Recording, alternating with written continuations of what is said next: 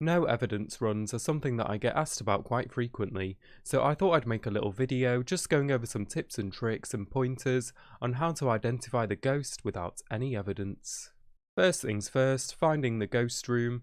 A lot of people like to use a thermometer in these runs just to find the ghost room, and then once you've found it you can just drop it and forget about it to comply with the no evidence run. Alternatively, you could use the parabolic, or you could go in blind if that's your preferred method, and just listen for signs, look for doors moving, objects being thrown, etc. So we found the ghost room, fantastic. Now we need to work out what it is. So there is one big indicator that will help narrow down your list. That depends if the ghost is a freezing temperature ghost or not, because if it is a freezing temperature ghost, you will see your breath in the ghost room. However, if you don't see your breath, you can assume it's a non-freezing temperature ghost. So the ones that come under the non-freezing list are Spirit, Poltergeist, Djinn, Revenant, Shade and Oni. And the freezing temperature ghosts are Wraith, Phantom, Banshee, Mare, Demon and Yurei. So that's a very good indicator to begin with. See if it's freezing or not, and then you can get cracking with the tests. So let's start with the non-freezing temperature ghosts. So first of all, the spirit. There is a very definitive way to work out that you're dealing with a spirit. The spirit's weakness is smudge sticks. For all other ghost types, when you use smudge sticks in the ghost room near the ghost, they will not be able to hunt for 90 seconds. This is double to 180 seconds for a spirit. So once you've found the ghost room, I recommend letting your sanity drain to pretty much nothing, to the point where you will get chain hunted. Then go into the ghost room, light some smudge sticks, then go and hide somewhere safe. And as soon as you've lit the smudge sticks, start a timer. If you get hunted after 90 seconds, but before 180 seconds, you know it can't be a spirit for certain. However, if it does take more than 180 seconds, that's 3 whole minutes before you get a hunt, then it's very likely that you are dealing with a spirit. The next ghost we can test is the Revenant. We will need to trigger a hunt in order to test this. It is very obvious when you're dealing with a Revenant. For those that aren't aware, the Revenant moves twice as fast when it's chasing you during a hunt, so they will always be able to catch you. Make sure you bring smudge sticks when you do this test. If it is a Revenant, you probably will die if you don't have your smudge sticks. Lighting the smudge sticks will repel the ghost for a few seconds, which will buy you some time to go and hide or break line of sight.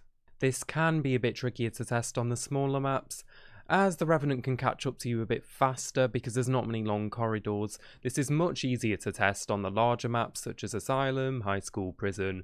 So do be very aware on the smaller maps when you're doing this test. Try and find a long corridor so you can see it from a distance. So next we can test for the Djinn. So the Djinn loves electronics. You can expect to see a lot of light switching, TVs being turned on, car alarms being set off, radios or phones being interacted with, etc. There is also a very definitive test you can do to see if you've got a Djinn. In order to do this, we will need to trigger a hunt, and the power breaker has to be turned on.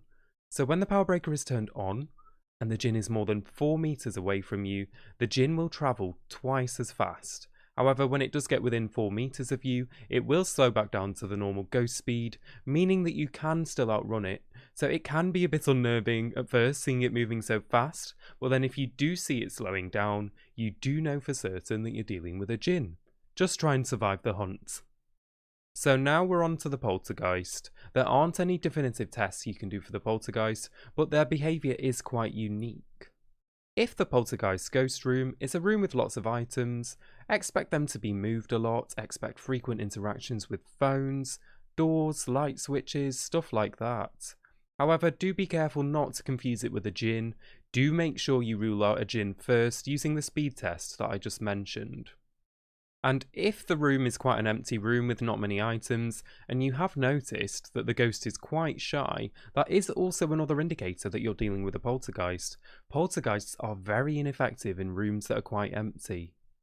One last little point for the Poltergeist: if they throw an item and you're in the room, you will lose twice the amount of sanity for the amount of items thrown. If they throw one item, you will lose 2% sanity, for example. This can be hard to keep track of though, however. If there are multiple people, you could try and test this by leaving someone in the truck to monitor the sanity, and leave someone in the room to see if items get thrown. Not the most reliable method, but it is something to bear in mind. Moving on, we've got the shade. So if you're playing in a group, it can be very easy to identify that you're dealing with a shade. If 2 or more people are in the ghost room, you can expect the activity to drop completely for a shade. You might even question if there's a ghost in the room. However, if you do leave just one person in the ghost room, the activity for a shade will normally spike. They are much more active when there's only one person around. The chance of a shade hunting you is much lower when you're grouped up as well. Unfortunately, when you do play solo, it's very tricky to work out you're dealing with a shade, because they can be extremely active when it's just you, and very, very aggressive. So you do have to try and rule out the other ghost types first, in order to try and determine that you are dealing with a shade. And for the final non-freezing ghost, we've got the Oni. I left this one till the end for a reason. Along with the shade, it's because there are no definitive tests for the Oni. The Oni is much more active when people are in the ghost room. It does get a plus 30 modifier to its ghost activity level. Therefore, you can expect lots of interactions with items, lots of player interactions when you're dealing with an Oni.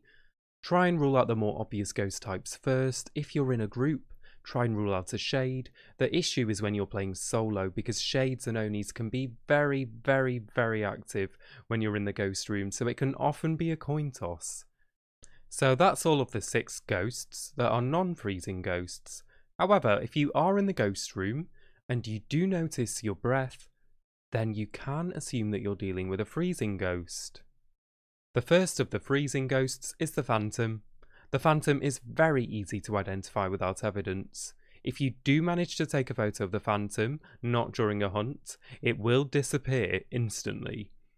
And if you do check in the journal, it will count as a ghost photo, but the Phantom will not show in the photo. This is a huge giveaway that you're dealing with a Phantom. The other test you can do for a Phantom is to observe its behaviour during a hunt.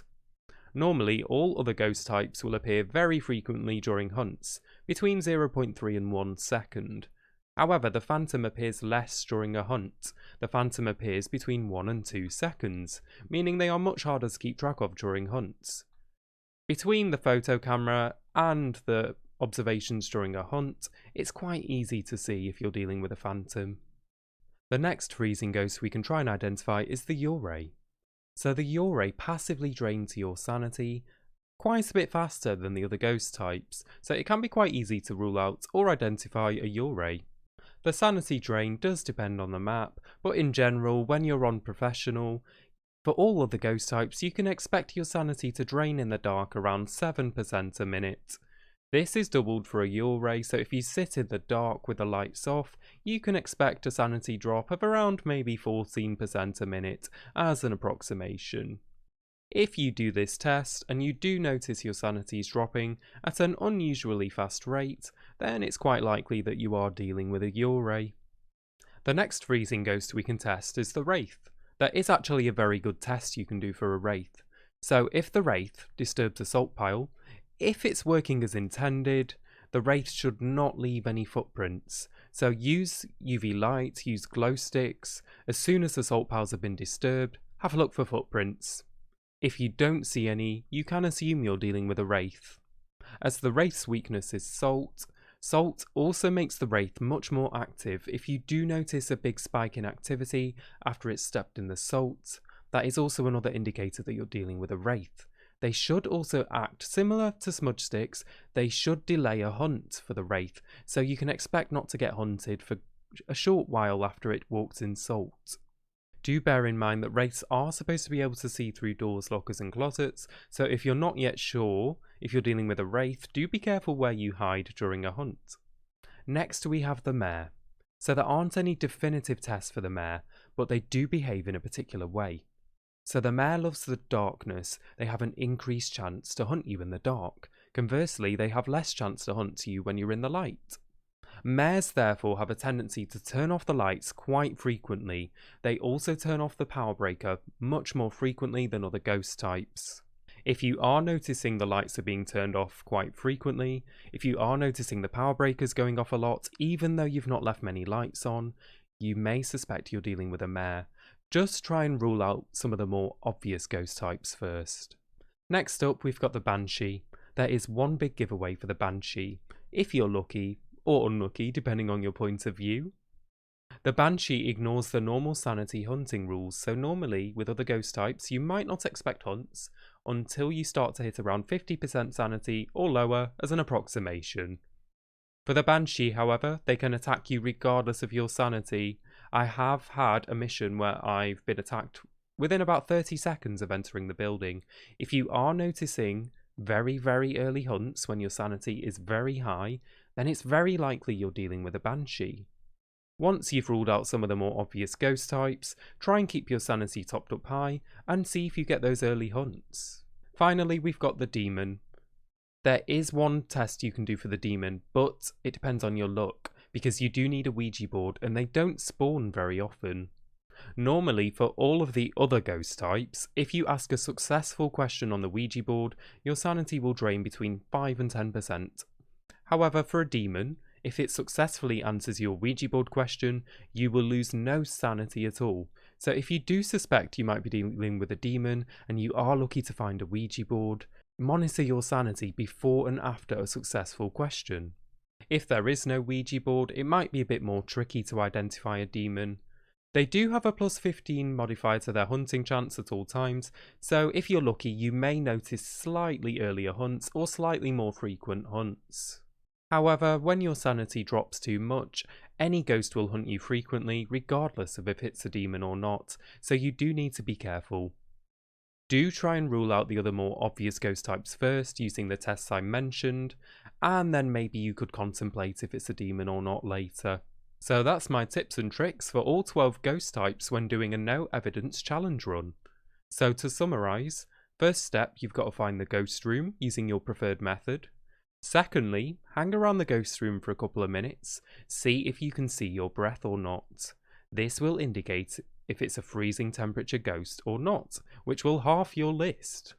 Next, go through the more obvious ghost types and the more obvious tests that you can do in order to identify or rule out the more obvious ghosts. If you've now got the ghost, fantastic. If not, your list should now be a lot smaller and it should really help you identify what you're dealing with. If you haven't actually done no evidence runs before, I really recommend doing them. I do find them good fun and they are really good for honing your ghost detective skills. I hope you enjoyed this video and I hope you found it helpful. Thanks for watching as always, stay safe and happy hunting.